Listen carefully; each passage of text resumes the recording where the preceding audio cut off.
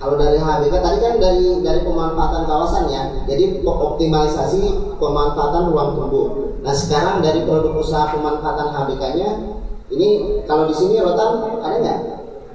Ada. Kalau sagu nggak ada. Nipah ini di pantai ya.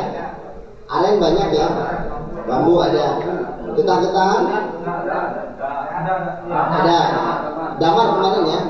Kulit kayu ada, daun ada, buah banyak ya. Biji-bijian banyak juga mungkin ya. Apa coba? Hah? Pala, oh ya pala. Betul. Gaharu di sini banyak ya. Oh masih kecil, baru ditanam. Oh ya. Lama memang. Ya, 20 tahun itu pun kalau inokulasinya berhasil ya. Kemudian komoditas pengembangan bahan bakar nabati seperti tadi ya.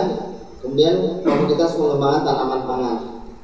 Ya, ini untuk yang produk HBK itu bisa diusahakannya melalui pengayaan atau penanaman tanaman.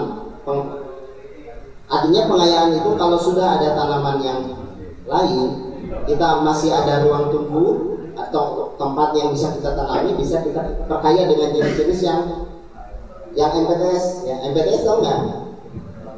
MPTS itu multi purpose tree species, jadi pohon ya, spesies pohon yang serbaguna. Jadi ada yang bisa diambil getahnya, bisa diambil kayunya, bisa diambil kalau kayu mungkin nggak bisa diambil ya di hutan lindungnya, bisa diambil daunnya, buahnya, kulitnya gitu. Nah kemudian dari pemeliharaan yang sudah ada atau yang sudah ada kita panen, atau dari pengolahan ya, dari lokasi KPS yang kita miliki dan pemasarannya. Jadi semua kegiatan ini yang terkait dengan HBK boleh diusahakan.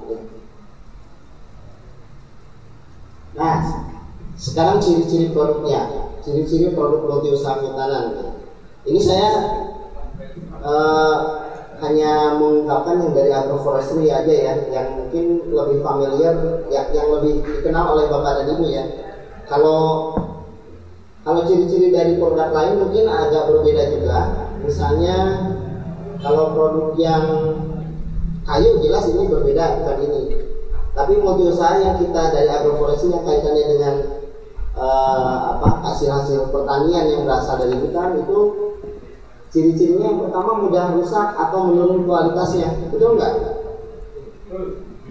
Kalau Bapak habis panen ini kan tidak lama disimpan ya. Kalau masih dalam kondisi segar ya, harus segera dijual ya, atau dibuat perlakuan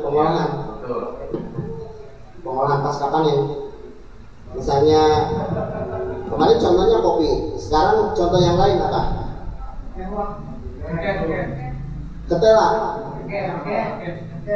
cengkeh ya, cengkeh kalau supaya tidak mudah rusak dalam kondisi segar, cengkeh dibiarkan rusak, harus dijemur kan? Nah, berarti itu ada perlakuan. Jadi kalau misalnya posisinya masih segar, itu mudah sekali turun kualitasnya. Kemudian membutuhkan tempat yang memadai. Kalau Bapak satu hutan desa semuanya menghasilkan cengkeh, perlu tempat enggak? Untuk apa? Pertama jemur ya. Keduanya untuk penyimpanannya. Iya kan? Ya kan misalnya sebelum itu terjual ya mesti disimpan dulu kan? Ya? Oh disimpan lagi? Oh langsung? Oh ya betul. Berarti itu biar gak repot ya. Penjemuran Pak yang bilang. Ya? Penjemuran. Betul, penjemuran. Ya perlu tempat betul. Jadi itu ciri-cirinya. Jadi ya itu juga hal yang membuat kita kadang-kadang ya lebih banyak memutuskan untuk langsung dijual ya. Mungkin, tapi selisihnya kalau dikirimkan dengan segar jauh ya.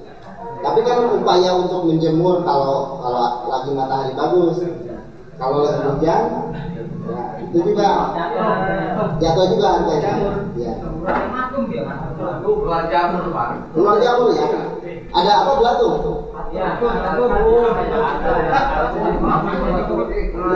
Warnanya belang. Jamur yang Oh, berjamur ya. Oke. Terus kalau di produk agroforestry masih ketergantungan pada alam. Kita masih ketergantungan pada iklim, ya, kondisi iklim, kondisi cuaca ya. Kalau misalnya ya itu pada pas panen kemudian harus dikeringkan, cuaca lagi hujan terus, nah itu juga masih kita sangat tergantung ya. Kualitas produksinya itu yang kita masih terus. Kemudian ketergantungan pada alam juga. Kalau yang sifatnya tidak ditanam, misalnya apa? Apa di sini yang tidak ditanam? Jadi ya, cuma mungut aja dari kawasan apa? Selira itu apa?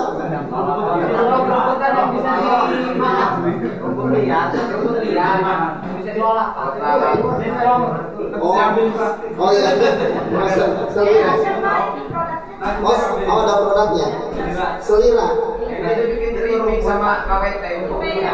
Oh yang keripik itu. Oh jadi peyek. Oh iya.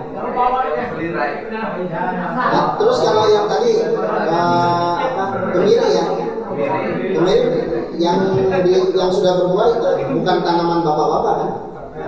Tumbuh sendiri. Tumbuh sendiri kan?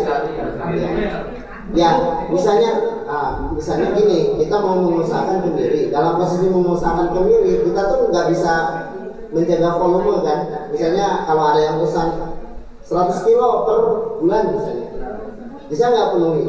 Nggak bisa, karena kita tergantung dari kondisi. Ya, secara ininya kan masih ketergantungan kepada alam. Posisinya kita nggak bisa jaga volume, nggak bisa jaga ukuran yang begitu ya, masih cukup beragam.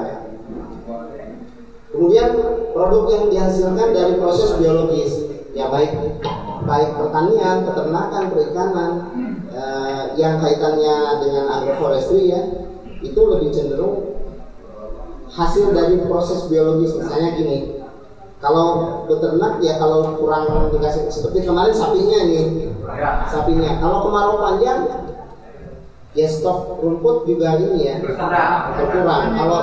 Kalau misalnya pas lebaran Idul Adha kebetulan lagi kemarau, kurus kan. Nah itu karena proses biologis ya, karena proses dari proses makan, asupan makanan ya. Jadi itu juga sangat bergantung kalau dalam hal peternakan ya. Dalam hal pertanian apa misalnya?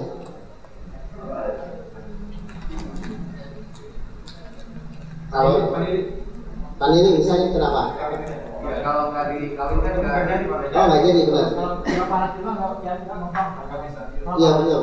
Kalau kurang panas kan? Iya nggak jadi. Iya betul. Apa? Timun biji. Oh iya. Kalau itu terlalu ini timun. Tapi yang jelas panini. Cuma panini itu perlu ini ya, trik betul ya. Yang contoh yang agak kehutanan apa coba? Yang itu adalah proses biologis yang perlu juga ada dia sangat mempengaruhi produksi, sangat mempengaruhi volume, jumlah gitu. Apa kira-kira? Nah misalnya kalau di sini kopi aja kalau panasnya Pak kurang juga ya. Ya betul itu. Ada lagi yang terkait durian gimana? Oh iya, karena hujan itu bunganya rontok nggak jadi buah. Ya, ada juga yang ini yang kaitan produksi biologis itu kayu meranti. Kalau di sini meranti ada ya? Nggak ada ya. Tapi ada banyak meranti yang ke arah rawa mungkin ya. Itu meranti juga berbunganya ada yang salah satu jenisnya cuma 4 tahun sekali. Jadi kalau diproduksi ya buahnya itu hanya misalnya ada yang untuk minyak atsiri dari meranti apa gitu ya, yang bisa diikan lemaknya di apa ya, ada proses tertentu ya sehingga bisa diambil ekstraknya, minyaknya. Nah kalau produksinya 4 tahun sekali ya itu sangat bergantung kepada proses-proses biologis yang terjadi di pohon itu gitu. Ya kira-kira jelas ini ya. Nah kemudian kaitannya dengan proses produksi.